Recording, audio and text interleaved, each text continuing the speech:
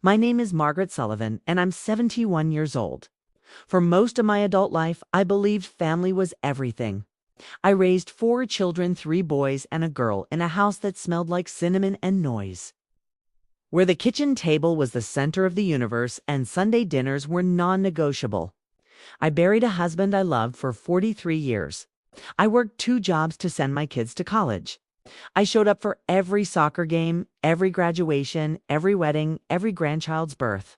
I built my entire identity around being the matriarch, the glue, the one everyone could count on. And then, one Thanksgiving afternoon, I pretended to have a heart attack in front of my entire family to see who would actually help me. The results broke my heart in a way no fake cardiac event ever could. Let me take you back 6 months before that Thanksgiving, to the day everything started unraveling. I was at my cardiologist's office for a routine checkup. Dr. Palmer, a kind woman with gray streaks in her black hair and a no-nonsense manner, reviewed my EKG and blood work. "Margaret, your heart is in remarkable shape for 71, she said. "Whatever you're doing, keep doing it."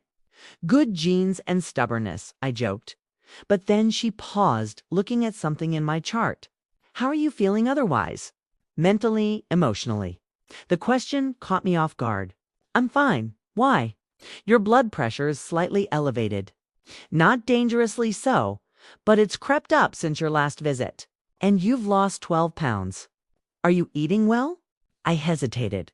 The truth was, I'd stopped cooking the elaborate meals I used to make. What was the point? My kids rarely visited anymore unless they needed something. Phone calls had become texts. Texts had become occasional likes on Facebook posts. I'd gone from hosting Sunday dinners with 20 people to eating frozen meals alone while watching Jeopardy! "I'm eating," I said. Which was true enough. Dr. Palmer studied me with the kind of look that saw past the deflection. "Loneliness can affect physical health as much as any disease," she said gently. "Are you lonely, Margaret?" That question lived in my chest for weeks after, like a stone I couldn't swallow or spit out. Was I lonely? I had 4 children, 11 grandchildren, a house full of memories, a church community, a book club. How could I be lonely? But I was. God help me. I was drowning in loneliness, even though my phone had 73 contacts and my refrigerator was covered in family photos held up by magnets, from places I'd never been, but my children had visited without inviting me. My oldest son, Thomas, was 52 and lived 3 miles away. 3 miles? I could walk it if my knees were better. He was a successful real estate developer, married to a woman named Jennifer, who wore yoga pants that cost more than my first car and spoke to me in the careful, patient voice you'd use with a confused child. They had 3 kids, teenagers now, absorbed in screens and sports and social lives that didn't include their grandmother. Thomas called me every Sunday at 7 p.m., exactly on schedule. Conversations that felt like items being checked off a list. "How are you, Mom?" "I'm good, honey." "How are the kids?" "Busy? You know how it is." "I do. Would you like to come for dinner sometime? I could make that lasagna you used to love." "That sounds great, Mom. I'll check with Jennifer and get back to you." He never got back to me. The invitation would hang in the air like smoke, dissipating into nothing. Until the next Sunday call when we'd perform the same script. My second son, Michael, was 49 and lived in Portland. He was a software engineer, divorced, with 2 kids he saw every other weekend. He visited once a year, usually around Christmas, staying for precisely 2 days before citing work obligations and flying back. We communicated primarily through text, short, utilitarian messages that felt like telegrams from another era. "Happy birthday, Mom. Thanks, honey. Miss you too." Sending a gift, the gift was always an Amazon box containing something, generic slippers, a throw blanket, once a Roomba that I was too intimidated to unbox. Items purchased by algorithm, not thought. My youngest son, Patrick, is 45 and lived 2 hours away in the mountains with his wife, Dana, and their 4 children. He was a high school teacher, the most like his father, gentle, bookish, prone to long stories about his students. He was also the one I'd loaned $15,000 to 3 years ago when his roof needed replacing. Just until insurance comes through, Mom, he'd promised. The insurance came through. The money never came back. When I gently brought it up once, he'd gotten defensive. I thought that was a gift, not a loan. You're my mother. I didn't think you'd expect me to pay you back. I dropped it. What's $15,000 compared to the comfort of not being that mother who asks for money back? And then there was my daughter, Caroline, 50 years old, a corporate lawyer, married to another corporate lawyer. No children by choice, living in a condo downtown with views they'd paid extra for. Caroline was sharp in every sense, intelligent, well-dressed, efficient, and cutting. She visited the most frequently of any of my children, which meant once every 6 weeks or so. Usually to drop off groceries she insisted on buying because you need to eat better. Mother, the groceries were always things I didn't recognize: quinoa, kale, almond milk, expensive cheese from countries I couldn't pronounce. I'd thank her, put them in my refrigerator, and watch them slowly rot, because I didn't know how to cook with quinoa, and kale tasted like punishment. Caroline also had opinions. About my house, you should downsize. This place is too big for one person. My clothes, Mother, that sweater has a hole. My activities sitting in front of the TV all day isn't healthy. My finances, you need to think about your future. Nursing homes are expensive. Every visit felt like an inspection. I was failing. These were my children. These were the people I'd sacrificed everything for. The reason I'd worked myself to exhaustion. The purpose of every difficult choice I'd made. And somehow, over the years, we'd become strangers performing family at obligatory intervals. It hit me fully one Tuesday afternoon in September.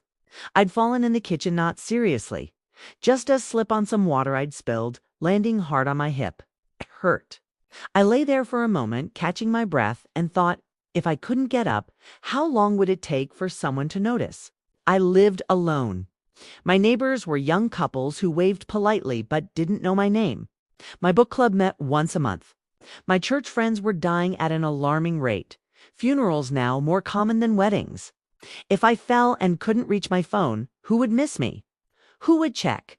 The thought terrified me, more than death itself. I feared dying alone and being discovered days later by a postal worker or a concerned neighbor wondering about the smell. I feared becoming one of those stories people tell to feel better about their own lives. Did you hear about that old woman who died alone? How sad. Pass the potatoes. I got up slowly, my hips screaming protest. I made myself tea. And I started planning. I want to be clear about something. What I did was not revenge. It wasn't punishment. It was a test. A terrible, desperate, deeply flawed test born from loneliness and fear and a need to know the truth about the people I'd built my life around. I decided I would fake a medical emergency, a heart attack. Dramatic and sudden at Thanksgiving dinner. I'd invite everyone, cook the traditional meal they all claim to love. And in the middle of dessert, I'd grab my chest, gasp, and collapse. Then I'd watch who actually helped. I knew it was manipulative. I knew it was wrong, Dr. Chen. My therapist, who I'd started seeing after that conversation with Dr. Palmer, would have had words for me if I'd told her. But I couldn't shake the feeling that I needed to know. Not what people said. What they did when it mattered. I spent 2 months preparing. I researched heart attack symptoms, watched videos, read medical descriptions. I needed it to be convincing enough that they'd believe it, at least for the crucial first moments. I practiced falling in ways that wouldn't actually hurt me. I timed the sequence: the initial grab at my chest, the look of confusion, the gasp, the collapse. 15 seconds from start to floor dot. I also prepared for the aftermath. I wrote letters to each of my children, sealed and addressed, sitting in a drawer. I updated my will. I spoke to Father Michael at church, confessing my plan in vague terms, asking for understanding, if not absolution. Sometimes we need to know who we can count on, he'd said, looking at me with sadness rather than judgment. But be prepared for answers you might not want. I sent the Thanksgiving invitations in early October. Email, because that's how my children preferred to communicate. You're all invited to Thanksgiving dinner at my house.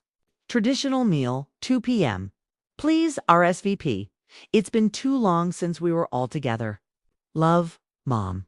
The responses trickled in over the next week. Thomas, we'll be there, Mom. Jennifer wants to bring her quinoa stuffing. Hope that's okay? Kate Michael, can't make it. Prior commitment in Portland. Sorry. Patrick, we'll try. Dana's parents also want us to come. Might split the day. Caroline, I'll come.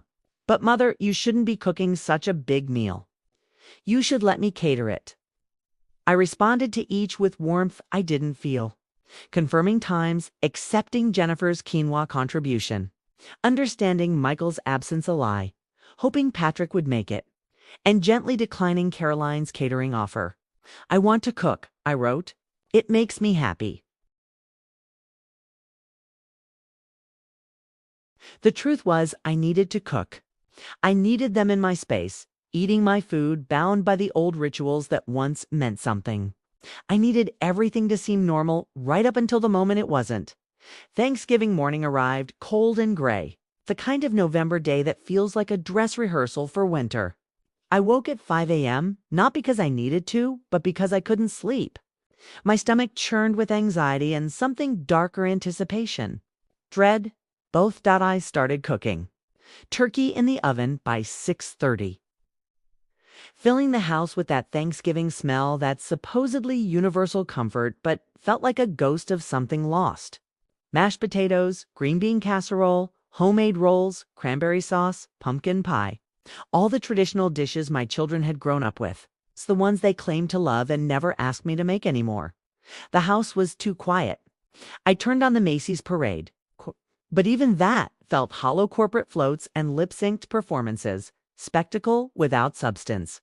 I thought about other Thanksgivings, when this kitchen was full of small hands sneaking pie and arguments about who got to mash potatoes and my husband John, laughing from the living room where he watched football and called out, "Love you," for no reason except he meant it. John had been gone 8 years.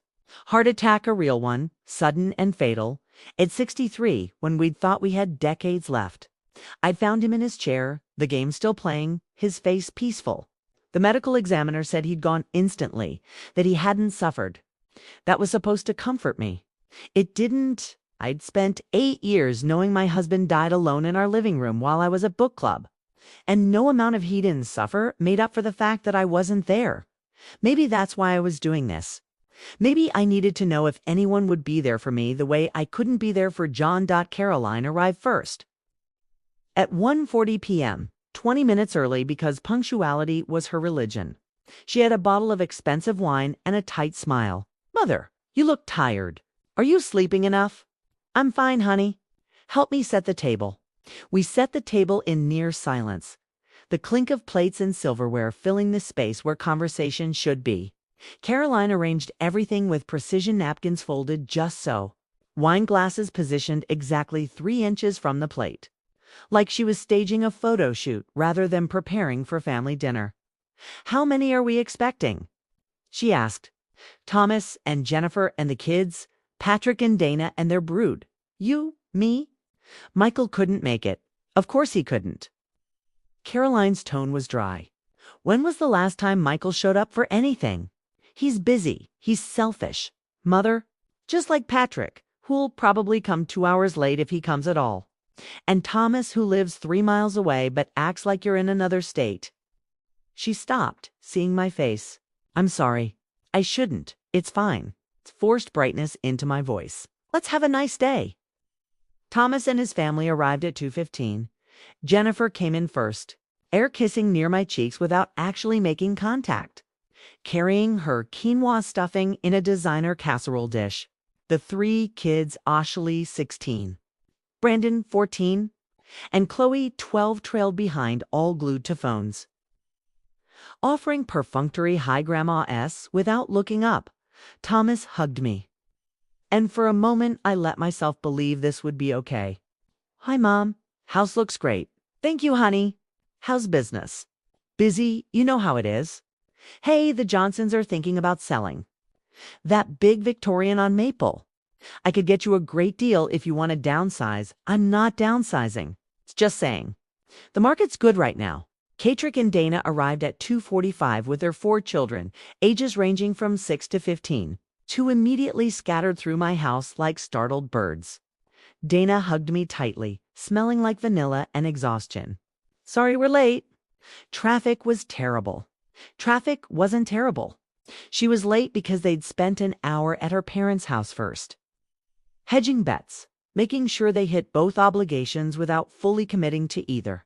I knew this because Patrick had posted a photo on Facebook of their morning feast with Dana's family, tagged at 11:30 a.m. By 3 p.m. we were all seated. 13 people around my dining room table that could actually seat 16 if we squeezed. But we didn't squeeze anymore.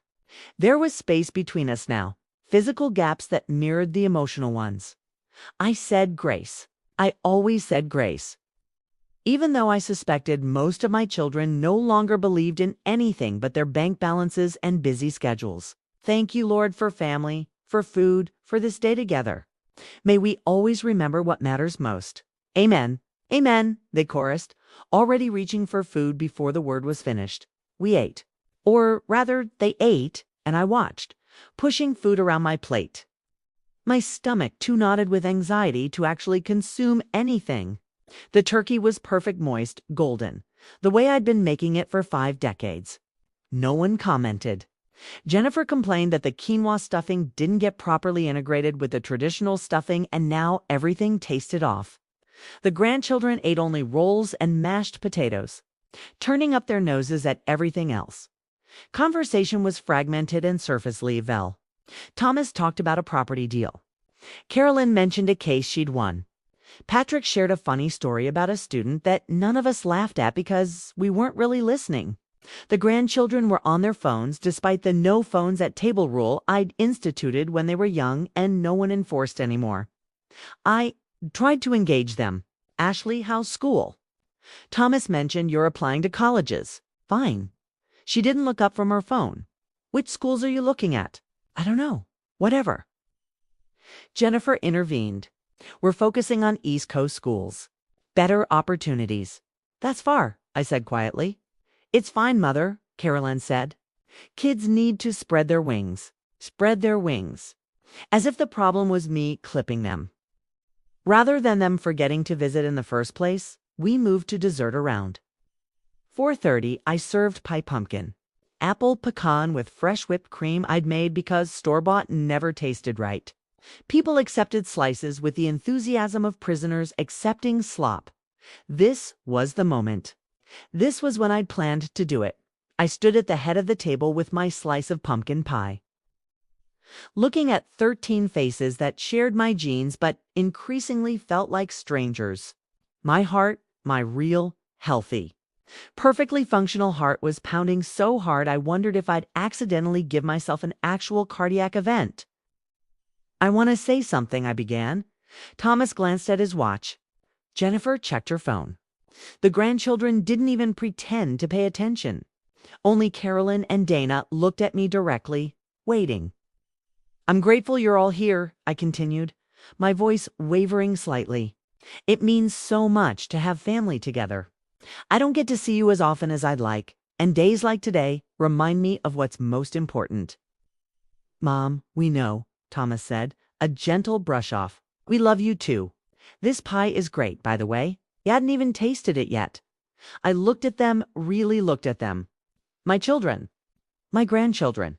The people I'd built my entire life around. And I saw them seeing me.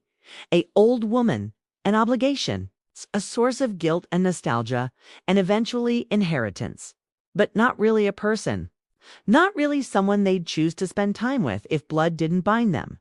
And in that moment, looking at their bored faces and checked phones and obvious impatience to finish this duty and return to their real lives, I did it. I grabbed my chest with my left hand, my face contorting in what I hoped looked like sudden pain. Oh, the word came out strangled. I grabbed the table with my right hand for support, knocking over my water glass. It shattered dramatically on the floor. "Mom." Thomas's voice startled but not yet alarmed. I gasped. A horrible rattling sound I'd practiced in my bathroom for weeks. My eyes went wide. My mouth opened and closed like a fish drowning in air. Then I let my knees buckle and fell hard to the floor. The next 60 seconds will live in my memory forever.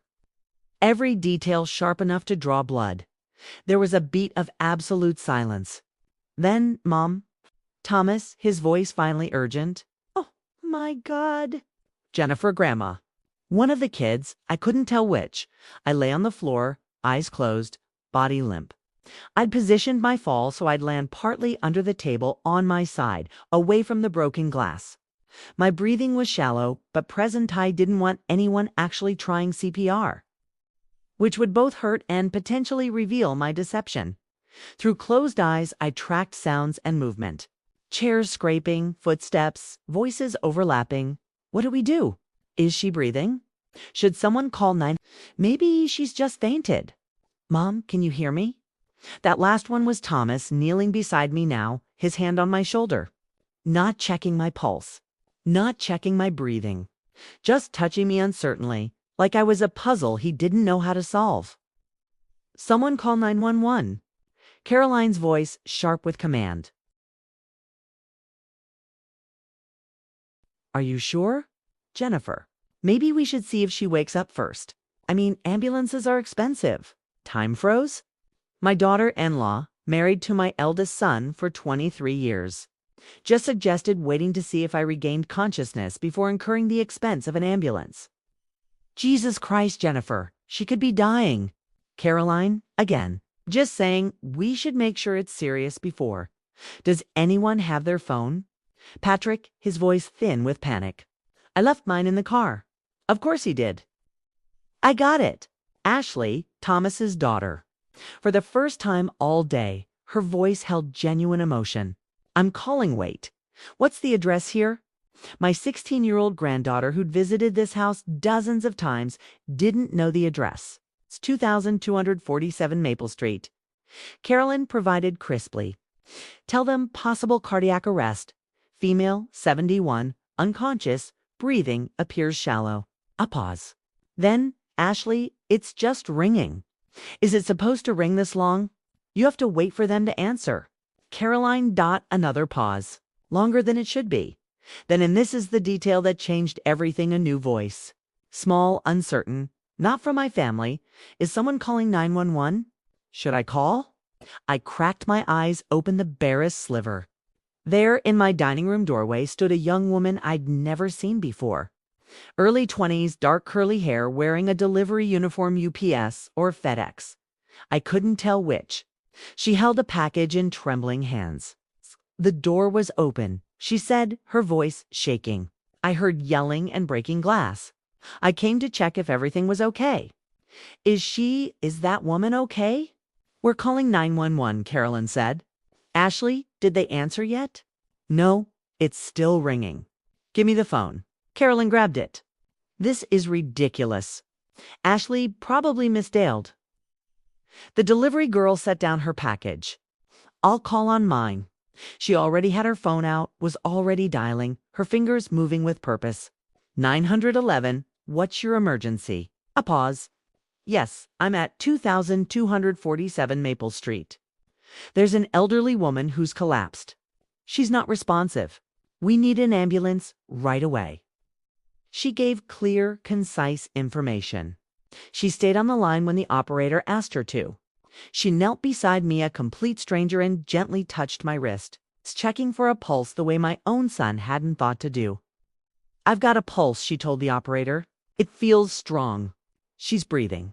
She's on her side, which is good. Yes, we're staying with her. We're not moving her. I lay there, eyes closed again, listening to this stranger provide better emergency care than my own children. Listening to my family's chaos Tomas, asking should they move me to the couch. Jennifer wondering aloud if this might be low blood sugar rather than cardiac. Patrick having what sounded like his own panic attack in the corner.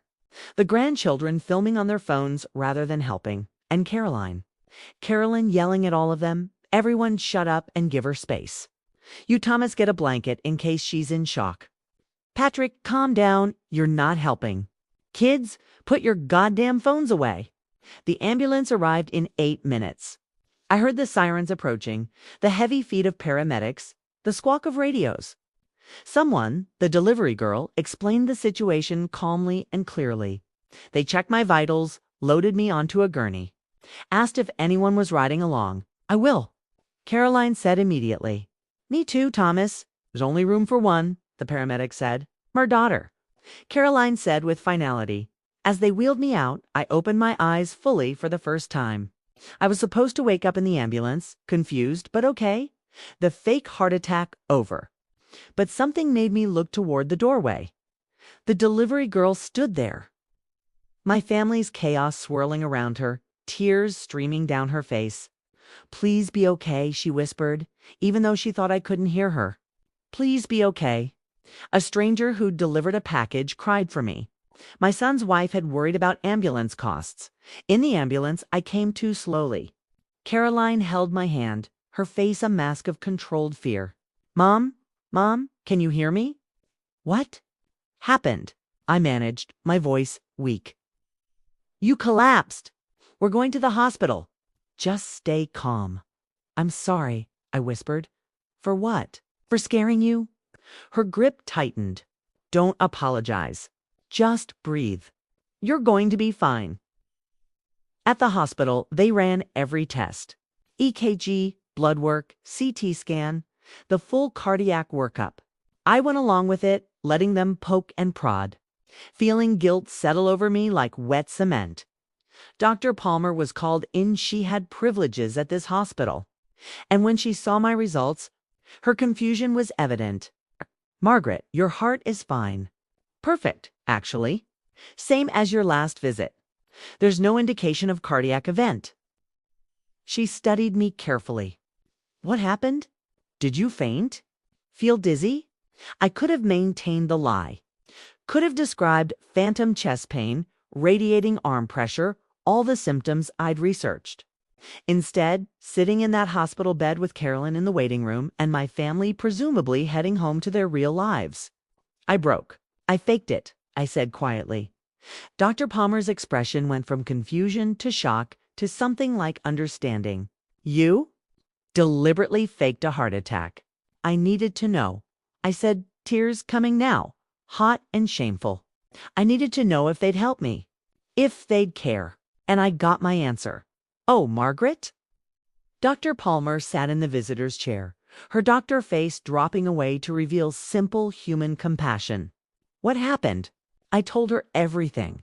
The loneliness, the test, the excuses about ambulance costs, the delivery girl who'd shown more care than my own family.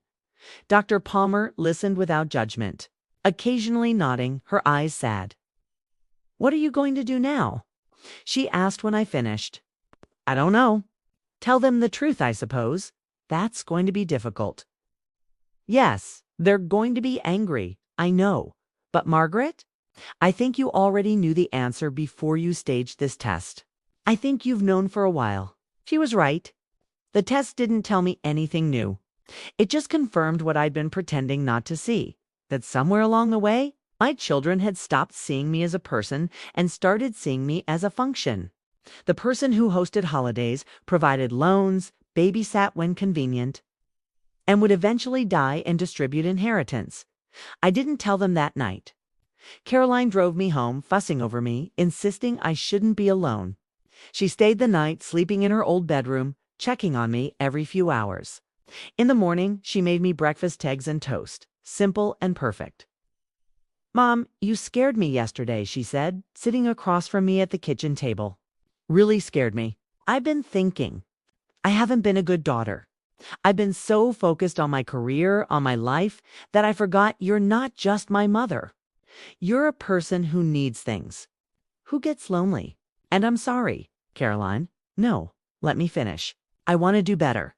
I want us to have real conversations, not just me dropping off groceries and criticizing your clothes. I want to actually know what's going on in your life. And I want you to know what's going on in mine beyond work. Will you let me try?" I looked at my daughter, my sharp, difficult, complicated daughter, and saw something I'd missed before. She was trying. In her own awkward, overly efficient way, she'd been trying all along. The groceries weren't criticism. They were care in the only language she knew. The suggestions about downsizing weren't cruelty. They were worry about me maintaining a too large house alone. I'd like that, I said. And then I told her the truth. Her face went through several journeys confusion. Disbelief, hurt, anger, back to hurt. You faked a heart attack. Her voice was barely above a whisper. Yes. To test us. Yes. Mom, that's manipulative. That's cruel, I know. You could have just told us you felt neglected. Would you have heard me? She opened her mouth, closed it, opened it again. Yes, I would have. Would you? I leaned forward. Caroline, when was the last time we had a real conversation? Not you telling me what I should do or me pretending everything's fine. When did we last talk about how I feel? I ask how you are every time I see you. And I say, I'm fine. And you accept that because it's easier than digging deeper. And I say I'm fine because I don't want to burden you or hear about how I need to be more active or social or whatever. We're both lying to each other out of what? Politeness. Fear. Carolyn was crying now, silent tears streaming down her face. I thought you were dying. In that moment, when I saw you on the floor, I thought, she's gone. My mother's gone and I never told her. She stopped, her voice breaking. Told me what? That you're my hero. That everything I am, every success I've achieved, is because you showed me what strength looks like. You raised 4 kids alone after Dad died. You worked yourself to exhaustion to give us opportunities. You never complained, never faltered.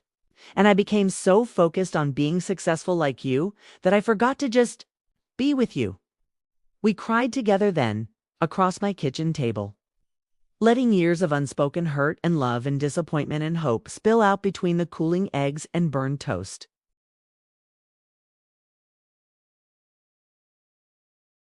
The conversation with my sons was harder.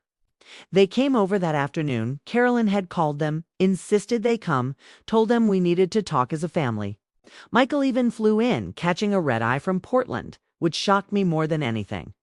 I told them what I'd done. I watched their faces process it: disbelief, anger, hurt. Thomas looked betrayed. Patrick looked crushed. Michael looked disappointed in a way that made me feel about 6 years old. Why didn't you just tell us? Thomas asked, if you needed more attention, if you were lonely, why not say so? Would you have heard me? Yes. Thomas, I've invited you to dinner every week for 3 years.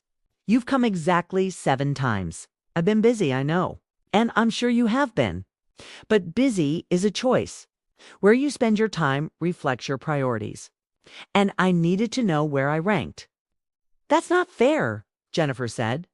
She'd come with Thomas, sitting stiff and uncomfortable. We have 3 kids, 2 businesses, aging parents of our own. We can't be everywhere. I didn't ask you to be everywhere. I asked you to be somewhere, occasionally. And when you couldn't, I understood. But yesterday, when you suggested waiting to call an ambulance because of cost, I never said that. You absolutely did, Carolyn cut in. You said ambulances are expensive, while our mother was lying on the floor, possibly dying. I was stressed. I didn't mean what you mean doesn't matter, Carolyn said coldly. What you said does. The room erupted into arguments, then accusations flying, old resentments surfacing. Everyone talking over each other in that uniquely dysfunctional family way where communication breaks down into noise. I let them go for a minute before raising my hand. Stop. They stopped. I'm not telling you this to make you feel guilty. I'm telling you because I'm 71 years old and I don't have time for pretending anymore. I love you, all of you, but I can't keep being the one who does all the reaching. I can't keep building a relationship with people who treat me like an obligation instead of a person. So what do you want? Michael asked quietly. I want honesty. I want you to visit if you want to visit and not visit if you don't. But stop pretending you're going to and then canceling. I want real phone calls where we talk about real things. I want to know my grandchildren as people, not just as kids I see twice a year who are too busy with phones to speak to me. And I want you to understand that someday I really will have a heart attack or a stroke or fall or simply fail. And I need to know who I can count on. Because yesterday it was a stranger. A delivery driver who didn't know me cared more about my survival than my son's wife did. Silence. Heavy and uncomfortable. Then Patrick spoke. About the money I owe you, keep it. No, I should keep it. Consider it a gift, retroactively. But Patrick, don't ask me for money again. And when you make plans, actually commit to them. Your children are learning from you. They're learning that grandma is someone you visit when convenient, that promises are negotiable. Is that what you want to teach them? He looked stricken. Dana beside him grabbed his hand. We talked for 3 more hours. Some of it was productive. Some was painful. Some was both. We didn't fix everything. You can't repair years of distance in one afternoon. But we started. We acknowledged the problems instead of pretending they didn't exist. The delivery girl's name was Angie Martinez. She was 23, working her way through nursing school, living in an apartment 2 miles from my house. After I was released from the hospital, I tracked down her route schedule and waited outside my house the following Tuesday when I knew she'd be delivering in my neighborhood. "Hi," I said when her truck pulled up.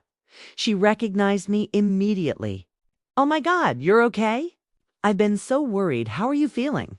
Can we talk for a minute?" We sat on my porch. I told her the truth, all of it. I watched her face go through the same journey Caroline's had. Shock, confusion, understanding. "It's the saddest thing I've ever heard," she said finally. "And I grew up in foster care, so that's saying something." "I'm sorry for involving you.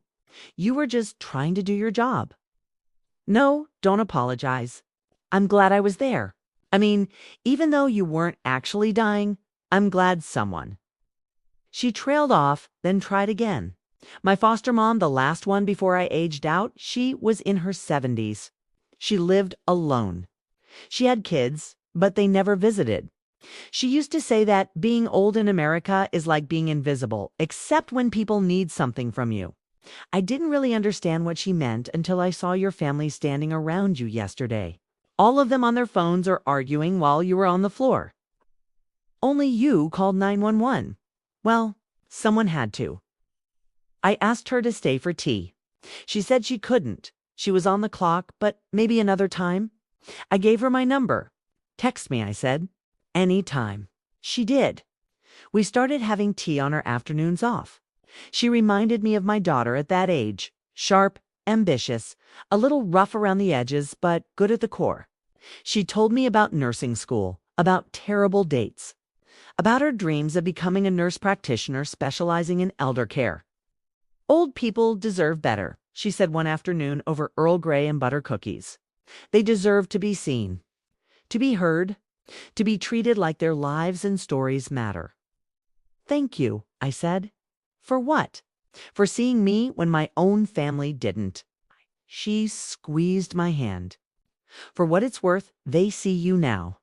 That daughter of yours, Carolyn, she calls me every week to ask how you're doing. She wanted to make sure you were okay after ... everything." I hadn't known that. It made me cry, which embarrassed me, until Angie said, "Happy tears are allowed too, you know?" The months after Thanksgiving were hard. Rebuilding relationships always is. But slowly things changed. Caroline came over every Sunday, not to drop off groceries and critique my life, but to actually visit. We watched old movies. We cooked together. We talked about her fears about aging, about never having children, about whether she'd made the right choices with her life. Thomas instituted a family dinner once a month at their house, his idea. Not mine, where phones were banned and actual conversation was mandatory. It was awkward at first. His kids resentful of the rule, but slowly they learned to engage. Ashley told me about college plans. Brandon explained his robotics project in detail I didn't understand but tried to follow. Chloe showed me her art, but Patrick paid me back the $15,000. I tried to refuse, but he insisted. "I need to," he said. "Not because you asked, but because I need to know I'm someone who keeps his word." We're still rebuilding trust. It's slow, but it's happening. Michael ... Michael's still working on it. He calls more. He visited twice in 6 months instead of once in 12. Baby steps. He struggles with emotional intimacy, always has. But he's trying. That's enough for now, and Angie became what I didn't know I needed. A friend who chose me. Not because of blood or obligation, but because she wanted to. She brought youth and energy and a perspective I'd lost somewhere in the grief of aging. She reminded me that I wasn't just a mother or grandmother, but a person with value beyond my role in other people's lives. A year after the fake heart attack, we all gathered for Thanksgiving again. This time, there was no test, no deception. Just family, complicated, messy, still learning how to love each other better, sharing a meal before we ate. Thomas stood up. I want to say something. Last year, Mom taught us a hard lesson. She showed us that we'd failed her in ways we didn't even realize. And instead of just accepting our excuses, she held us accountable. That took courage. So I want to thank her for caring enough about this family to risk our anger in order to wake us up. Here, Carolyn added. And I want to acknowledge someone else. Thomas turned to Angie, who'd been invited and sat next to me.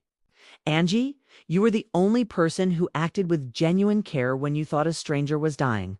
You didn't know us. You didn't owe us anything, but you showed us what compassion looks like. Thank you. Everyone clapped. Angie, blushing, said, I just did what anyone should do. But most people didn't, Caroline said quietly. And that's the point. We ate. We talked. We laughed. It wasn't perfect. Jennifer still made comments about the mashed potatoes being too heavy. Patrick's kids still snuck glances at their phones when they thought no one was looking, but it was real. It was honest. It was a family trying. After everyone left, after the dishes were done and the leftovers were packed, I sat in my living room with a cup of tea and thought about that moment on the floor. The terror I'd felt, not from the fake heart attack, but from the very real possibility that no one would help. The shame I'd carried afterward, knowing what I'd done was manipulative and wrong. But also the clarity. The brutal, necessary clarity of knowing who I could count on. Not in theory, not in words, but in action, in that crucial moment when everything matters. I'd lost some of my faith in my family that day. But I'd also gained something, the knowledge that change was possible. That when confronted with uncomfortable truth, people could choose to do better. That love, even damaged love, could be rebuilt if everyone was willing to put in the work. And I gained Angie, this bright, fierce young woman who called me every day to check in, who invited me to her nursing school graduation, who told me I was like the grandmother she'd never had. You saved me too, she said once. I was so lonely in this city, working all the time. No family. You gave me someone to care about. We saved each other. I corrected. Dr. Palmer asked me during a checkup. Do you regret it? The fake heart attack. I thought about it carefully. I regret the method. I wish I'd found a healthier way to communicate what I needed. But I don't regret getting the answer, even though it hurt, especially because it hurt. Pain is information. It tells you what needs to change. My heart is fine. Strong and steady, pumping blood through a body that's held 71 years of joy and sorrow and everything in between. But my family, they were the ones who nearly stopped working. And sometimes you need a dramatic intervention to restart what's failing. I faked a heart attack at Thanksgiving dinner. Only one person called 911, and it wasn't family. That's the truth. But here's the other truth. A year later, if I collapsed for real, I believe my children would call. I believe they'd rush to my side. I believe they'd fight over who got to ride in the ambulance, 'cause all of them would want to be there. Not because they're suddenly perfect, not because our relationships are magically healed, but because we've all learned that the people we love are not permanent installations in our lives. They're fragile, temporary, precious. And if we don't actively choose them, care for them, show up for them, one day we'll collapse for real and regret will be the only thing left. I'm 71 years old. I probably have another 10 or 15 good years if I'm lucky, maybe 20 if I'm blessed.